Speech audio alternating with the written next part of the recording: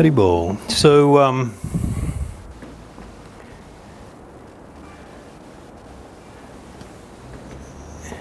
is this loud enough? We're okay, or I got a pretty loud voice.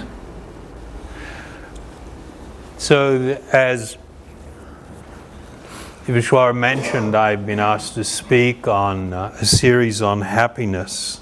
So last week we talked about what has been described in the media and by certain mental health professionals as the great unhappiness epidemic that exists in the world, and the attempts at trying to solve that through chemical solutions. Tonight, as Ivshwa pointed out, I'll be talking about the difference between material pleasure and actual happiness. Next week we'll speak about the happiness that is derived from stepping away from self-centeredness, the me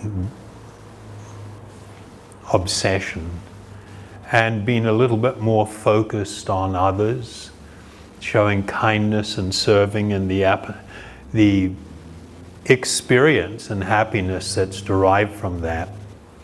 And then the following week we will be speaking about spiritual love, the experience of the awakening of spiritual love as being the greatest possible happiness that a person can experience. So Albert Einstein was attributed to being the one responsible for the well-known phrase that insanity is doing the same thing over and over and expecting a different outcome. And I think that's really very applicable we should keep that in mind in talking about this particular subject that we're going to discuss tonight. We've pointed out a number of times, and I'll just circle back to some of those things. The nature of what is categorized as material happiness or material pleasure, we have to understand that, number one, it has a beginning. All pleasurable experiences have a beginning, and because they have a beginning, they must have an end. That is the nature of things in the material world. Beginnings and ends are inseparable. And yet we find that we actually desire that condition of eternal happiness, where I am hoping to live happily ever after, as they say. That's actually the desire.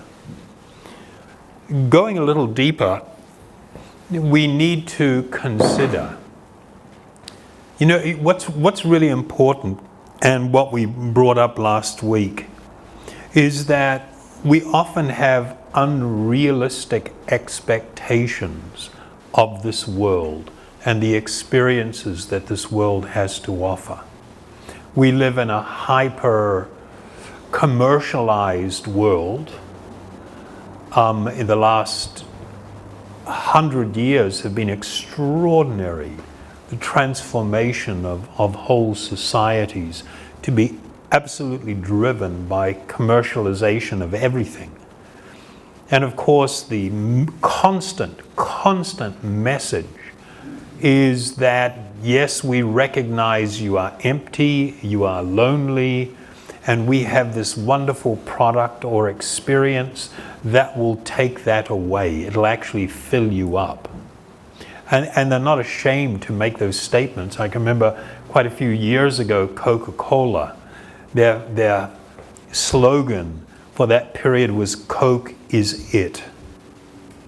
Coke's what? It's just a cute way of saying this is what you're looking for. And now it's kind of transcended that into an even grosser level, open happiness. Give me a break. You're going to pop the top of that thing and all the carbonation and, just open the bottle of Coke and leave it out in the sun, let it warm up and all the carbon dioxide escape, and try and drink it, I challenge you, without gagging, and yet we get the message, and we get the message associated with everything, that material experience, that material possessions, that they can actually bring you to the state of happiness that you so much long for within your heart of hearts. The yoga system, they weren't anti-material pleasure. But they said there was a unique danger attached, that if you become fixated on and constantly engaged in activity, trying to have a renewed experience of sensual pleasure, sensory pleasure, that it's going to have a really detrimental effect on you. It's going to suck you into this bit of a vortex. And because you are not being fulfilled by the experience, the tendency is to want to, put a new twist on it. They also say that if you become overly fixated, overly focused on these experiences in the hope of finding the eternal happiness we seek, it will increase your unhappiness. Because you get disappointed. I mean, I've had an extraordinary life where I've lived in all stratas of society, from a monk walking the highways and byways, sleeping on the side of the road, to flying around in private jets, with the biggest jeweler in the world. I used to decorate palaces. And one of the things becomes so clear, and this is a spiritual principle, that when people have some yearning, oh, if only I could have this, only I could have that, that's actually not as detrimental as getting it. Because once you are just desiring, you think, oh, if I could just have that, I'd be so happy. And you sort of hang on to that idea. But once you actually get it, then you're faced with the reality that it's like you've picked up a handful of sand, and the sand, all the grains have gone through your fingers, it's gone. And so people can have extraordinary amounts of sensual enjoyment and just be doing so many things, just be whipping themselves into a frenzy and become utterly suicidal. And it's because these experiences actually do not contain real happiness. There is some pleasurable experience, but it's very temporary and it will not fulfill you. Primary reason, because you are not the body. You are an eternal spiritual being, the person residing within the body. And by stimulating the body, you can experience the result of that. But it doesn't really touch you in the core of your being. So the approach that was advised by the great yoga teachers, the great sages, since ancient times, was that one should practice temperance. One should practice temperance, and one must also have tolerance. Meaning, you should not become overly excited about the possibility of material stimulation or enjoyment. Don't over-fixate on it. Don't think it's going to be something greater than it is. You notice how everybody likes to get around. I can remember from when I was a kid, everybody gets around together. They start talking about what they're going to do. Oh, yeah, okay, yeah, oh, it's going to be fantastic, yeah. And everybody's like getting hypered and they haven't done anything. And they're really exaggerating. Yeah, it was so cool. No, it wasn't. It may have been interesting and a little bit exciting and okay, but it's not like, so cool, man. This is just like we have this tendency to, want to try so hard to fill up this empty space. And so we were advised to be really realistic. This really applies also to relationships in our lives, which are actually really important. Relationships are important.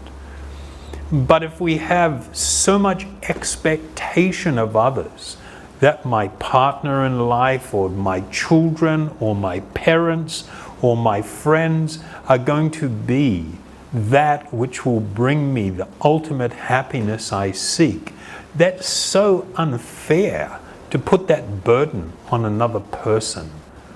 You want perfection in a relationship. That is actually a spiritual ideal, and it should be directed spiritually. But in terms of relationships and things within this world, there is a need to be real about it. You can have fantastic, really nice relationships with others, but it's not going to be everything that you're looking for. That idea is a bad idea. And that becomes a source for much unhappiness in this world. So the yogis were taught that they should not seek to run away from life and run away from this world, nor should you dive into it expecting it to be everything, because it's neither. Your security lies in trying to live a spiritually directed life, to accept the experiences of this world for what they are. Okay, there's going to be some pleasant things and there's going to be some unhappy things, but don't become fixated there. I'll read you a verse. This is a verse from the Bhagavad-gita. It says, "One who is not connected with the supreme or the highest spiritual truth can have neither transcendental intelligence nor a steady mind, without which there is no possibility of peace. And how can there be happiness without peace?" So they talk about this foundational requirement that if you want to come to a platform of happiness, there must be some condition of peacefulness in your life. You can't be constantly agitated. One of the problems with sensual stimulation, it's kind of like you get a mosquito bite and you've got an itch. When you scratch the itch, does the itching go away? Anybody ever tried that? No, it doesn't. The itch becomes stronger. And so you scratch it even harder. And then that doesn't fix it. It becomes even itchier. And soon you might have a bit of a, scratched area there or an open wound. You see it with kids who can't control themselves. They just, and you make things worse. So when one is engaged without any control in just simply chasing the demands of the mind and the senses, you are in effect putting petrol on the fire. There is like a fire burning at us, and instead of putting that fire out, we put petrol on it, and so it burns hotter. We become more disturbed, more agitated, less peaceful. Whereas we need to go in the opposite direction.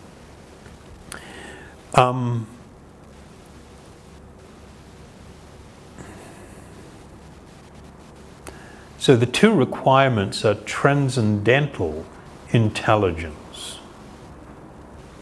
Whoa, that's a real big subject, and we're not going to dive into that. Transcendental intelligence and a steady mind. Both of these things are required to be able to experience peacefulness. You know, the yoga system had a really unique perspective on pleasure and pain of this world. Really unique.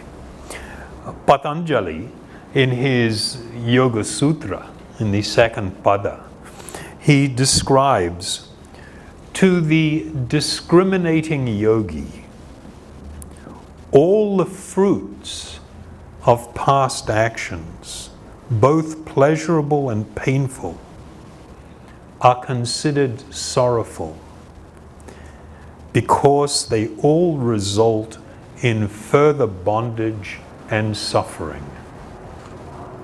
You know, this is not a pessimistic view of the world.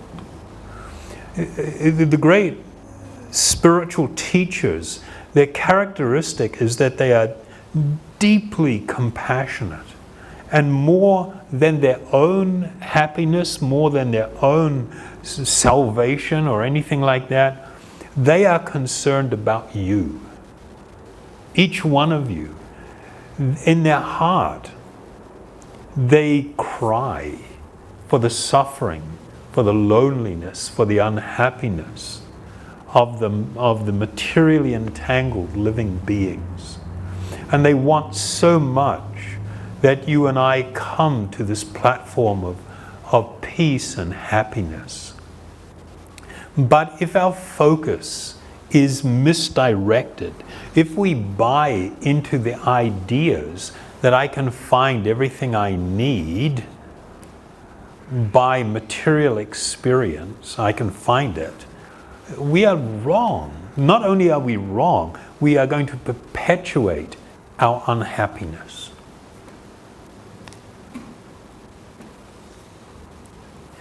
Another verse from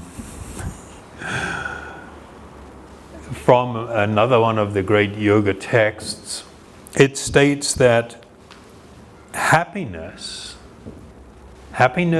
which is derived from the contact of the senses, my seeing, tasting, touching, smelling, hearing, from the contact of the senses with their objects that they desire, it appears like nectar in the beginning, but poison in the end.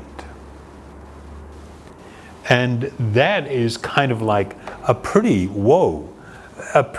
sober look at the pursuit of material happiness.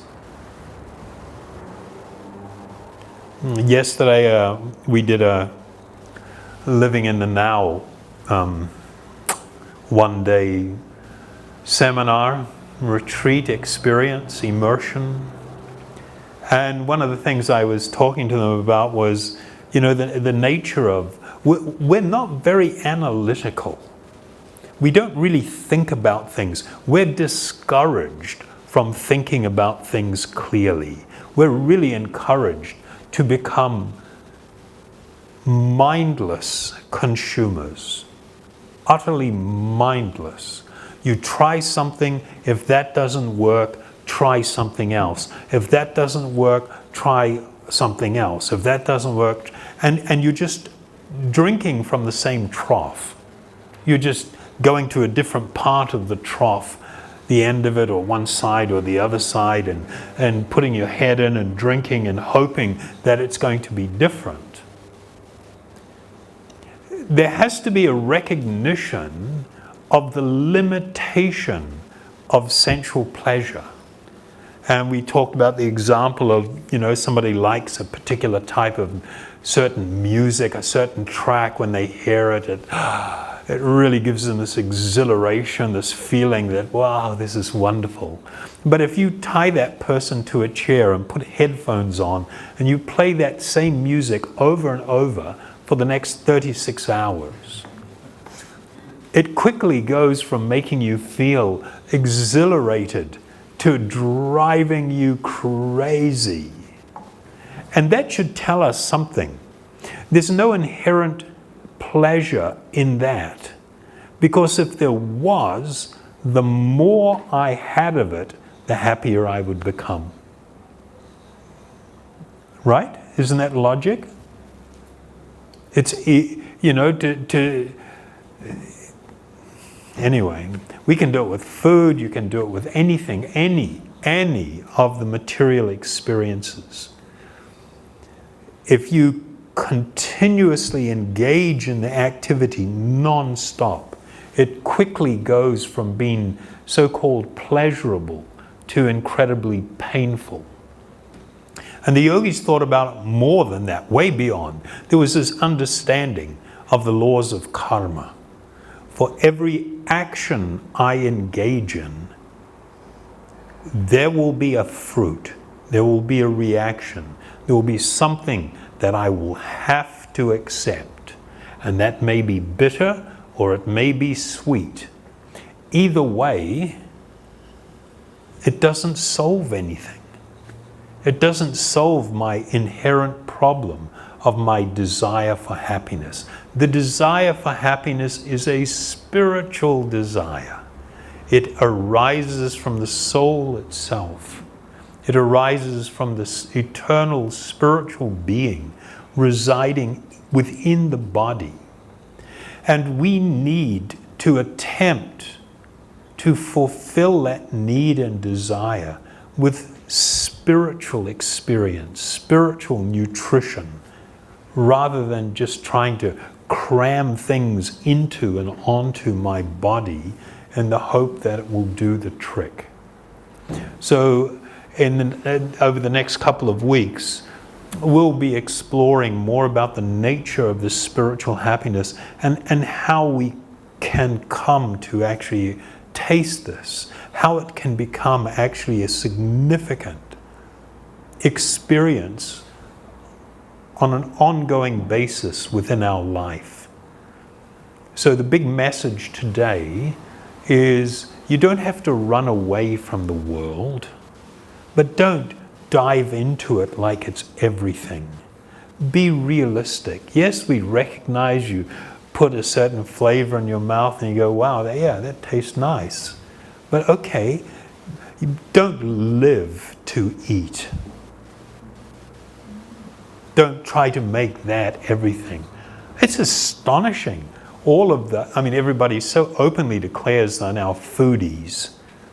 I mean, when I was a kid growing up, there was one cooking show on TV in New Zealand. What was it? Wok with Wan? What was that? Wok with Yan, was it? Right?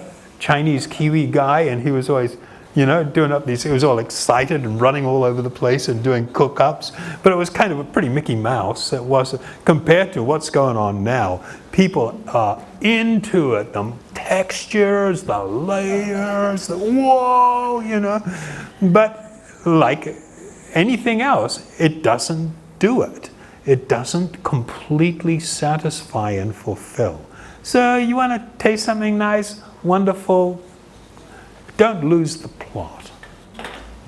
Become more focused on our true and internal spiritual need.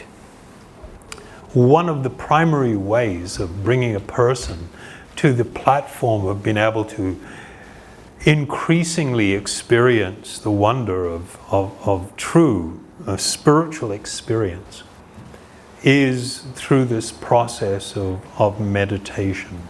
I mean, we all experience just coming here and you chant for a little while and it's like, wow, that's really nice. You can have a variety of experiences. Sometimes people even come to the point where they're so touched, their heart is so softened, they may even feel that they shed some tear not out of sadness or distress, but an overwhelming experience or sense of some great happiness. The more a person is able to open themselves to this spiritual sound, the more quickly they will be able to come to the platform of experiencing true spiritual happiness. Okay? We good with that? Any question?